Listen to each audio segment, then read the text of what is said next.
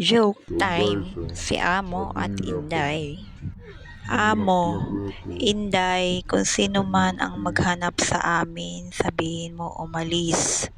Pag nagtanong sa nagpunta, sabihin mo nagsimba.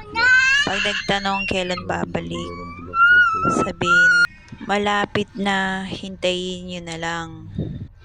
Inday, okay ma'am. Na-memorize ni Inday ang sagot pero hindi ang mga tanong. Habang naglilinis si Inday sa labas, may dumating na ahente ng Baygon Company. Nagtanong ito kay Inday, may mga lamok, ipis at daga ba dito sa inyo?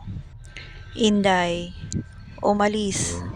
Ahente, ha? Saan nagpunta?